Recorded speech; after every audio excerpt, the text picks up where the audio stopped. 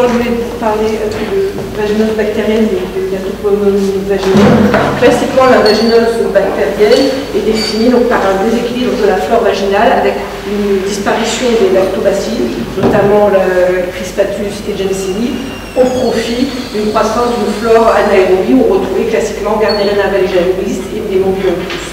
Grâce à la biologie moléculaire, une autre bactérie, Atopobium vaginae, a pu être détectée dans la flore vaginale.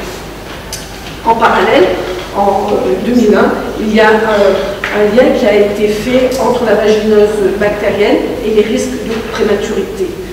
La problématique qu'il y avait, c'était d'évaluer l'intérêt et l'efficacité des traitements, puisque à l'époque, les outils moléculaires, les outils diagnostiques étaient très variés, notamment le critère d'Ansem, il y avait du critère clinique, aussi le test à la potasse, où on essayait de voir si ça sentait le poisson pourri ou pas, le score de Neuget, où on regardait le type de flore bactérienne qu'il y avait au gramme en faisant une pseudo-quantification.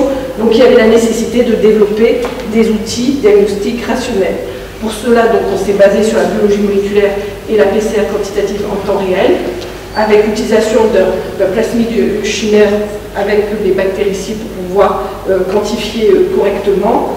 Ce qu'on a ciblé, en plus des lactos, des Gardnerella atopobium, c'était les Mobiloncus, les Mycoplasma hominis sur la Plasma ureaticum, et on avait aussi un contrôle de qualité de l'ADN avec l'albumine. Donc on a tout d'abord appliqué cet outil moléculaire à 231 échantillons de vaginaux de femmes enceintes. Donc grâce au score de Neuget qui propose sur la coloration, on a pu faire le diagnostic de 20 vaginoses bactériennes, 167 flores normales et aussi 44 flores intermédiaires, puisqu'en effet, dans le score de Neuget, on fait des quantifications du type de bactéries que l'on retrouve. Il y a tout un flou dans ces flores intermédiaires où on met finalement ce qui n'arrive pas à rentrer dans les deux autres cases.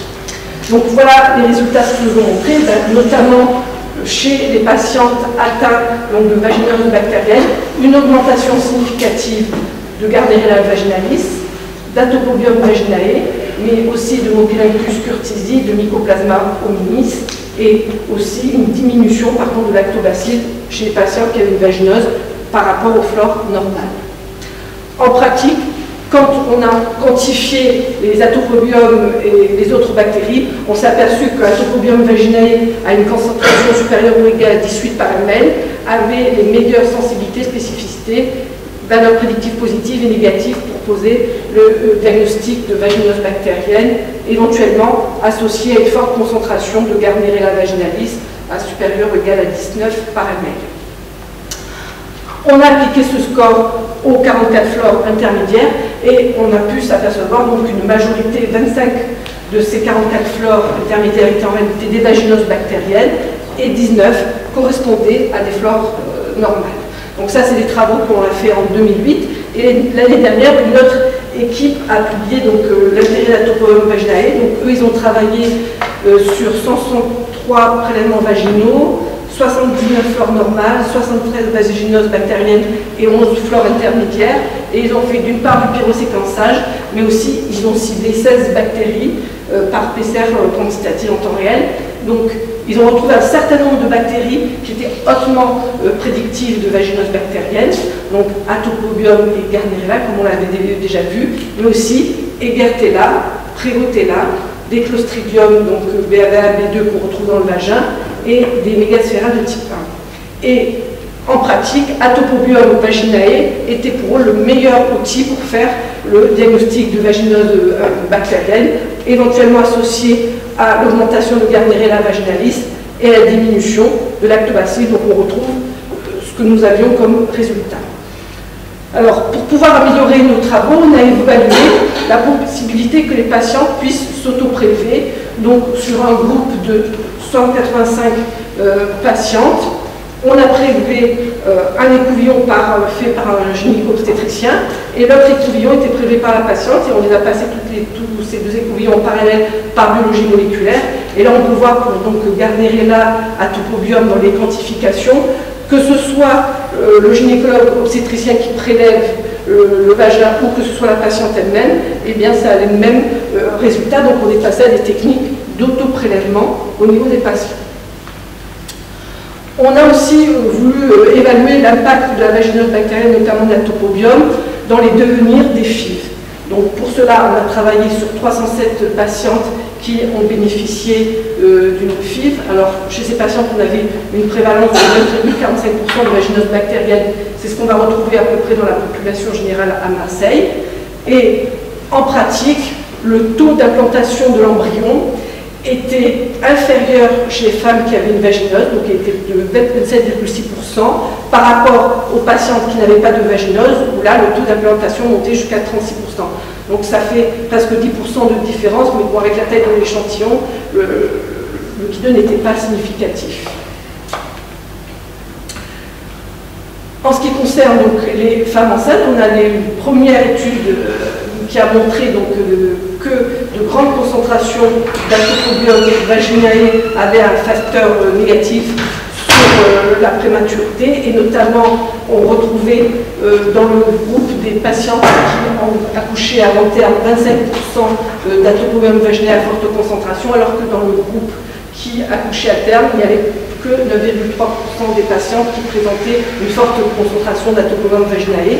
Et après, donc, Gardnerella vaginalis avait lui aussi un impact sur la prématurité, mais à moins de degrés.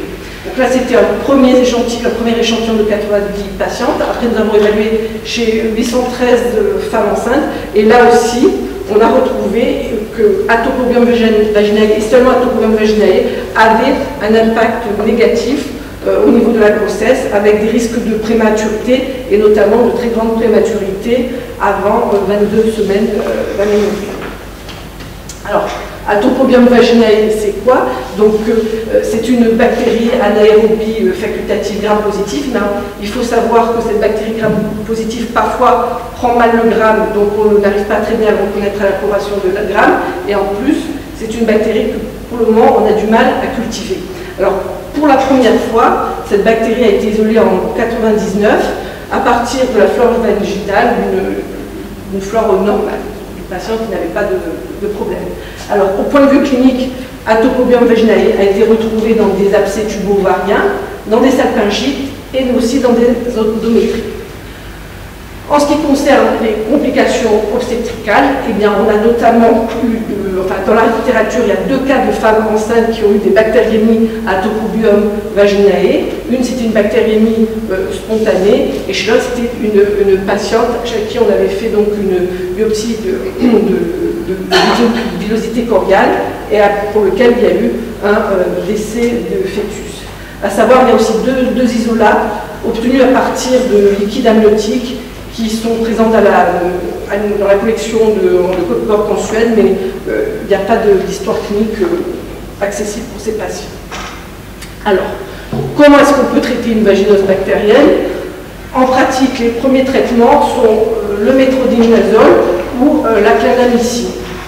Ce qu'il faut savoir, c'est qu'avec les deux, on va avoir énormément d'échecs et de rechutes, en sachant qu'à 3 mois, les rechutes sont estimées à 50%, et si on va au-delà de pratiquement, 12 mois, pratiquement toutes les patientes ont rechuté. Ce qu'il faut savoir, c'est que les quelques souches disponibles d'atopobium vaginae qui ont été testées in vitro vis-à-vis des antibiotiques sont résistantes au métronidazole.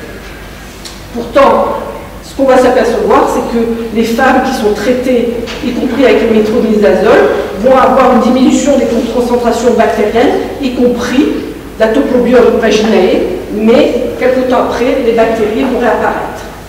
Alors, la clindamycine a l'avantage d'être active sur un atopobium vaginae, mais on lui reproche aussi de détruire les lactobacilles et donc d'empêcher la restauration d'une flore normale. Quoi qu'il en soit, qu'on utilise le métronidazole ou la clindamycine, la restauration d'une flore à type de lactobacille au bout de 30 jours est aussi mauvaise. Certaines personnes ont essayé donc de donner des probiotiques donc avec des ovules de lactobacille aux patients, ça n'a rien apporté de plus. Donc, la vaginose bactérienne à l'heure actuelle, savoir ce que c'est exactement, on ne le sait pas, on observe un déséquilibre. Alors un certain nombre de données suggèrent un rôle dans la transmission sexuelle. Il faut savoir que dans un groupe de patientes qui n'avaient jamais eu de rapport sexuel, on n'a pas du tout retrouvé de vaginose bactérienne. Par contre, on trouve une forte prévalence chez les lesbiennes. Les récurrences sont principalement observées chez les patients qui ont le même partenaire, qu'il soit masculin ou féminin, avant et après le traitement. Et enfin, l'utilisation de préservatifs ainsi que de contraceptifs sont associés à des taux réduits de rechute. Voilà. Oui, c'était assez scabreux parce que chez les lesbiennes, c'est les lesbiennes qui se mettent le plus souvent le doigt dans le cul avant de le mettre dans le vagin, qui attrapent à Tocobium vaginae. C'est assez spécial. C'était décrit en détail dans le GLI. Oui, dans le GLI, ils ont fait plusieurs. Tu as regardé s'ils poussaient sur notre milieu? Alors, on va tester. L'année dernière, avec Bernard, on avait une étudiante en Master 1 mais qui a fait un petit peu une approche. Voilà, avec une Europe, d'accord. Voilà, c'est tout sur notre milieu. Et s'il est dans la césure? Oui. Ici, on a 2 souches d'Atopobium vaginae. Et actuellement, il y a 2 génomes. Vérifie qu'il est dans la césure. Oui, ça oui, j'avais vérifié. Et voit avec Neuror qui regarde s'il peut la cultiver sur notre nouveau milieu. C'est un anaérobe. Oui. Ça, ensuite.